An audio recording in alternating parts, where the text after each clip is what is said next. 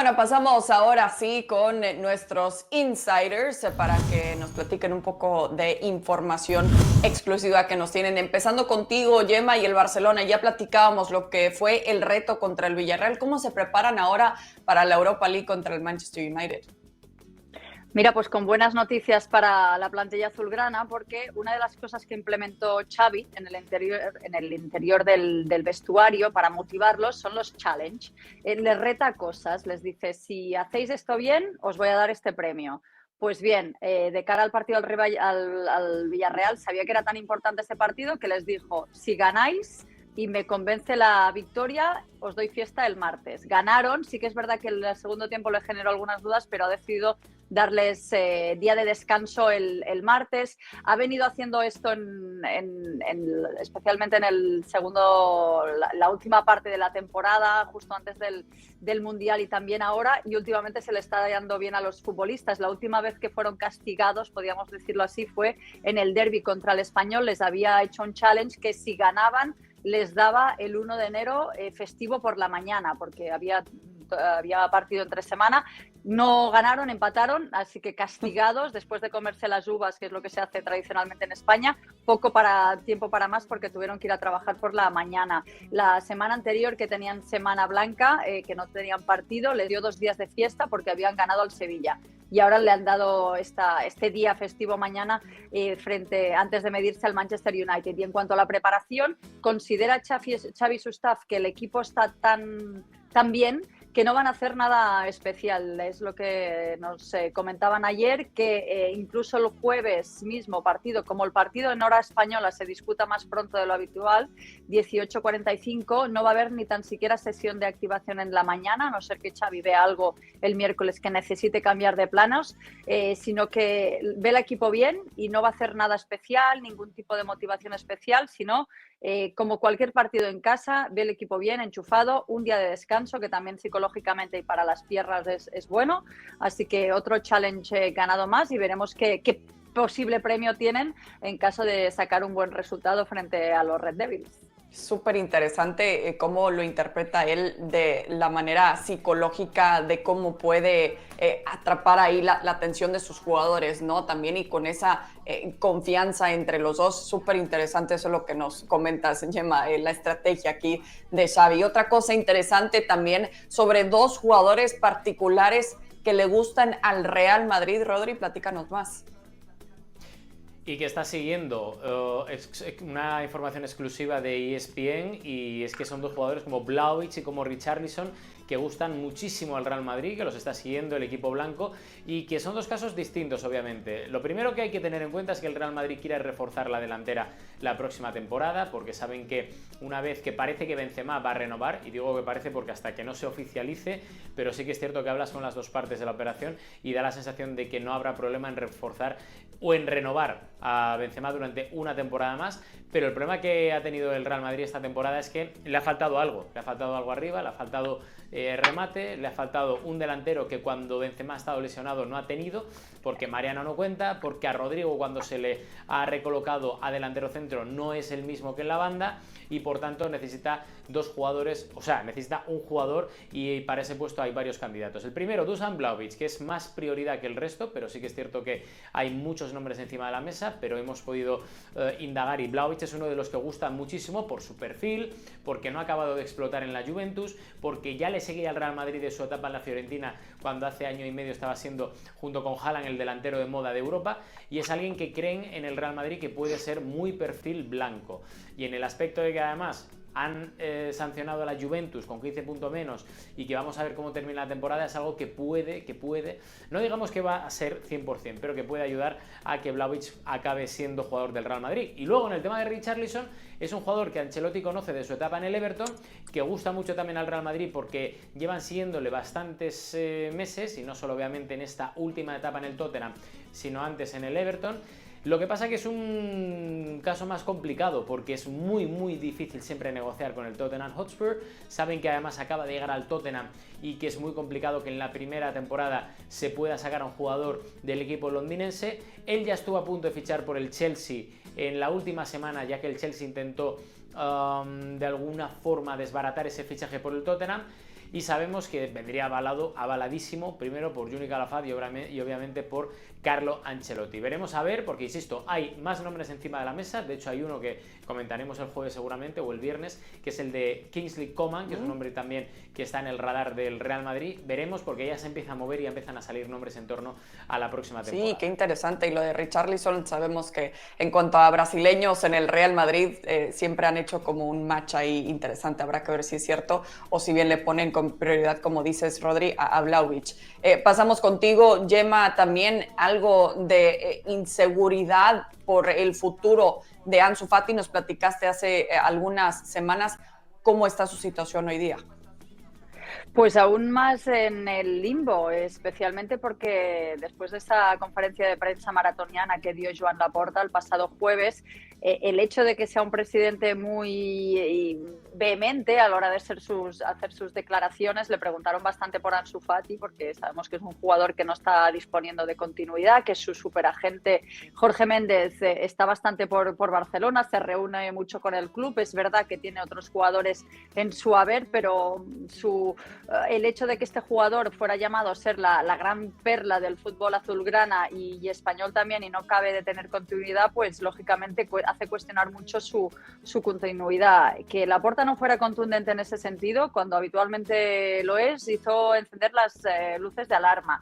Xavi se enfadó muchísimo en la previa del partido del Villarreal, diciendo: acaba de cerrar el mercado, ¿por qué me ponéis inestabilidad en el equipo? Que puedo entender, pero él más que nadie sabe cómo es el entorno barcelonista y al final, si alguien encendió la mecha, fue también su presidente. También Jordi Cruyff, pudimos hablar con él en el Estadio de la Cerámica, estaba enojado con los periodistas, diciendo: es que hacéis polémica donde no la hay. Bueno, al final reflejamos una situación que es muy incierta.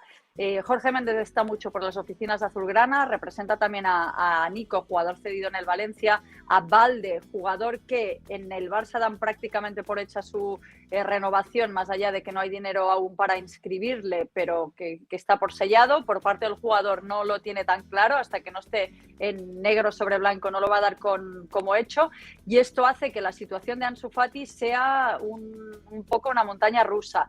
¿Qué sucedió frente al Villarreal? Fue el primer partido de Liga en el que no tuvo minutos. Es verdad que muchos de estos minutos había jugado hasta el domingo, todos había participado en algún momento. Es curioso que estuviera calentando en la banda durante más de media hora y no tuviera ni participación residual en esos últimos minutos para perder tiempo, porque realmente el Barça lo necesitaba. Se le veía un poco, no sé si enojado es la palabra, pero sí no demasiado contento con el hecho de estar más de media hora calentando y no tener participación otro día más. ¿Qué pasa con Ansu Fati? Es la verdad que nos gustaría tener la respuesta, porque si hablas con el staff técnico del Barça te dicen que a nivel de números, a nivel de rendimiento, a nivel de explosividad, sus registros son los mismos de hace más de año y medio cuando se lesionó. Pero lo cierto es que el desempeño, y ya no hablo solo de Barcelona, estuvo en el Mundial y tampoco tuvo participación prácticamente ni continuidad, no son los registros. Así que preocupante la situación de un Ansu Fati, que además, ya a modo anecdótico, os comento que su camiseta pesa mucho, lleva el número 10, que anteriormente lo llevaba un chico, no sé si habéis oído hablar de él, que se llamaba Leo Messi.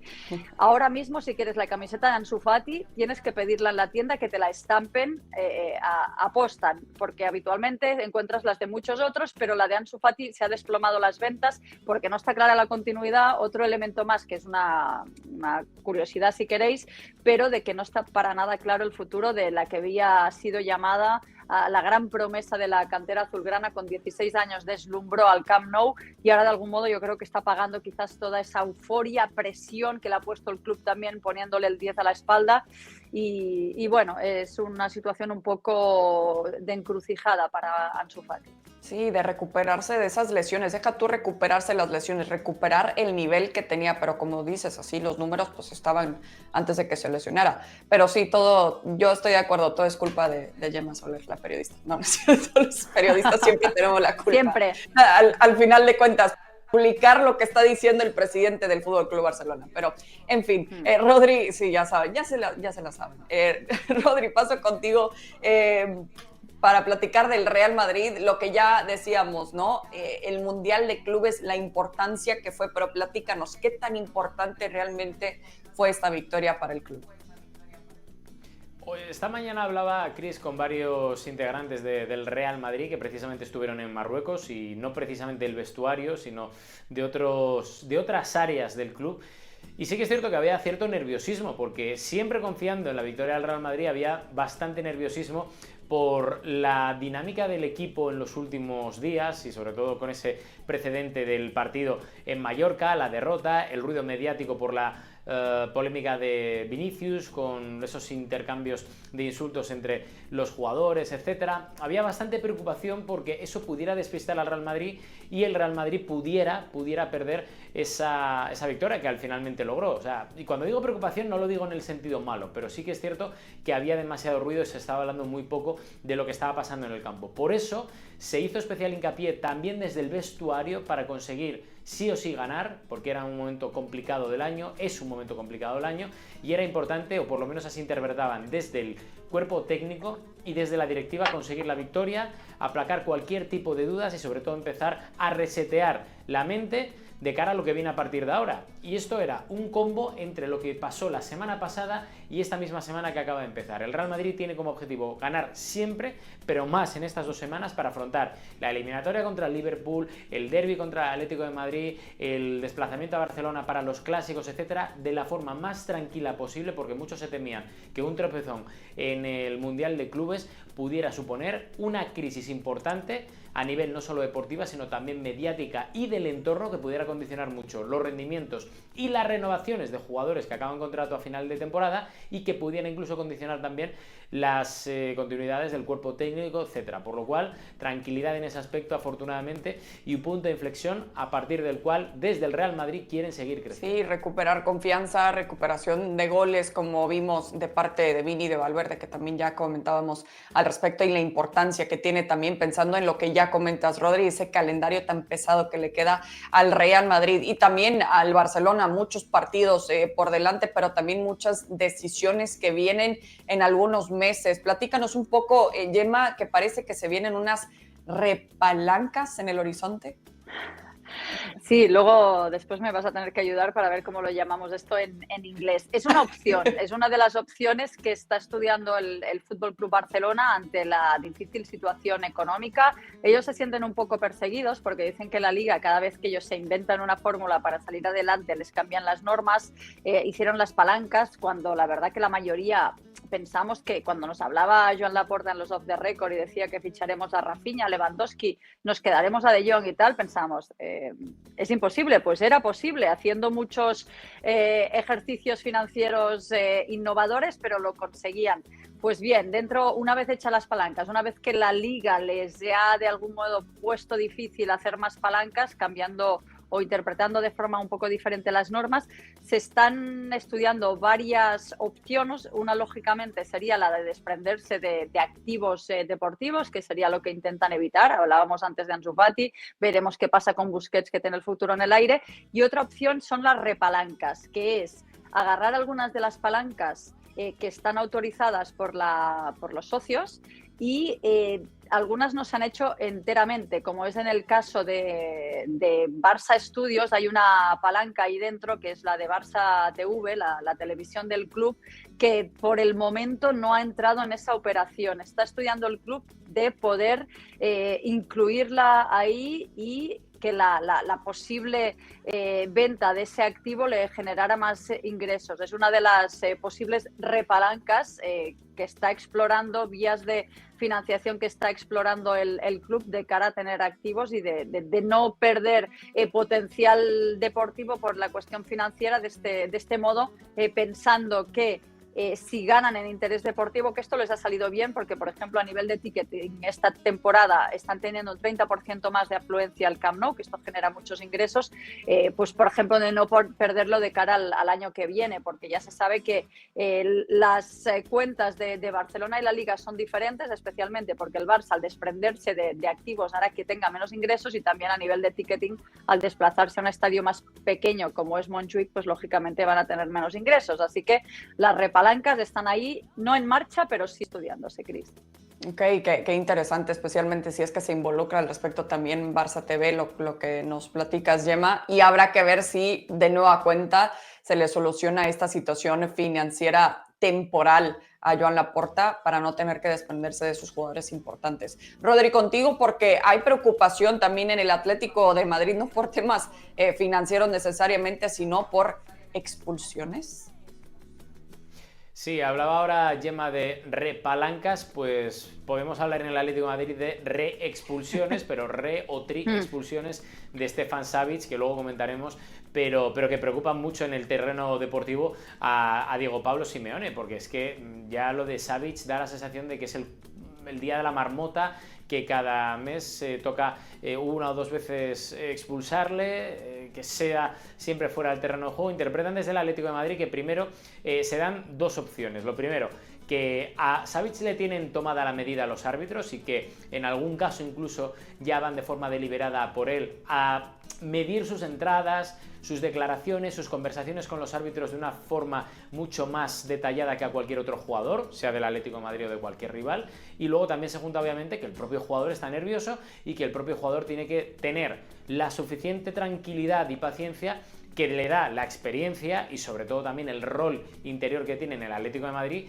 como para no pasarse en alguna de las expulsiones que ha tenido, de estar más tranquilo, más relajado, de estar en su sitio y de no ir tan al límite, porque interpretan muchos que es un hombre al que se le tiene tomada la matrícula desde cierta parte del colectivo arbitral, por lo cual hay bastante preocupación porque cuando no son las lesiones son las expulsiones y en el caso de Savic es algo que se ha repetido muchísimo en los últimos 3 años. Por tanto, Diego Pablo Simeone siempre vamos a acabar llamándole el malabarista, es el hombre que tiene que levantar siempre de donde no hay absolutamente una defensa que debería estar llamada a ser de las mejores de la liga, pero precisamente por esa irregularidad no está teniendo esos números que antes sí que tenía. Sí, que son de esas situaciones que dices, bueno, qué necesidad de tener que preocuparme para que no me expulsen al jugador. Por supuesto sabemos que hay un plan al respecto, ¿no? Partido tras partido, pero que le suceda tan seguido, lo cual nos lleva a nuestro tiempo extra, porque le vamos a dedicar un tiempito más en la situación de Stefan Savic, porque es increíble la cantidad de tarjetas rojas que le hemos visto. Lo han expulsado 9 veces en su carrera, 3 en los últimos 5 partidos. ¿Qué sugieres para el Cholo Simeone, si es que hay algo que sugerirle para tratar de evitar esta situación, al menos de esta manera tan seguida? A mí cuando me expulsaban en el instituto mi mamá me castigaba, pero yo no veo a Simeone castigando ahora a Savic y es que lo entiendo porque os voy a contar una que quizá ahora mismo ha prescrito porque ya ha pasado un tiempo, pero cuando el Atlético de Madrid recibió al Barça en casa, ¿os acordáis que a Savic le expulsaron junto con Ferran porque se engancharon en la última parte del partido? Yo estaba preparado en la posición de ESPN y vi el intercambio de insultos dentro del túnel de vestuarios entre Savic y Ferran Torres. Os aseguro que en pocas ocasiones tuve tanto miedo como cuando vi la cara de Savic dedicarle ciertos insultos a Ferran. O sea, por lo cual entiendo que Simeone no le castiga diciendo, vale, no te preocupes, haz lo que quieras, pero intenta no dejarnos con 10. No, y qué miedo esta situación, pero claro, y es como extraño pensar que el Cholo le tenga miedo a alguien y menos a su propio jugador, ¿no, Gemma?